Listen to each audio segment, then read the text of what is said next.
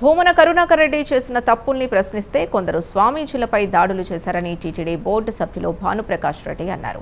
ప్రభుత్వ పాలనపై టీటీడీ లాంటి ధార్మిక సంస్థలపై లేనిపోని ఆరోపణలు చేయడం మంచిది కాదన్నారు ఆయన.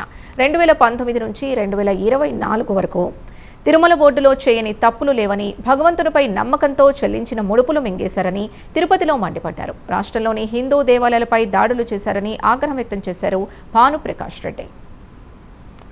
అతిపెద్ద హిందూ ధార్మిక క్షేత్రమైనటువంటి తిరుమల తిరుపతి దేవస్థానాల ధర్మకర్తల మండలి అధ్యక్షులుగా పనిచేసినటువంటి భూమన కరుణాకర్ రెడ్డి గారు నిన్న మఠాధిపతుల పట్ల, స్వామీజీల పట్ల మాట తీరు చాలా బాధాకరం. వెంటనే ఆ మాటలను వెనక్కి తీసుకొని హిందువులకి, స్వామీజీలకి బహిరంగ క్షమాపణ చెప్పాలని చెప్పి నేను డిమాండ్ చేస్తున్నాను.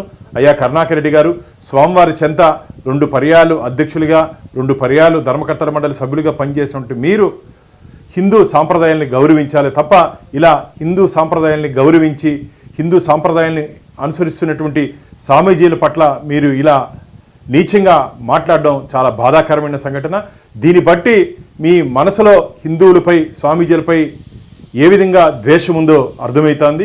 కాబట్టి గతంలో గోశాల నుంచి గోవిందుడి వరకు నిత్యం అసత్య అబద్ధపు ప్రచారాలు చేస్తున్నారని చెప్పి స్వామీజీలు అలా మాట్లాడొద్దండి అని చెప్పి మీ దగ్గరికి వచ్చే ప్రయత్నం చేస్తే మీరు ఇలా వారి మీద దాడి చేసే విధంగా, వారిని భయభ్రాంతులకు గురి చేసే విధంగా మీరు మాట్లాడడం ఇది మంచిది కాదు. వెంటనే మీ మాటలు వెనక్కి తీసుకోవాలని చెప్పి నేను డిమాండ్ చేస్తున్నాను.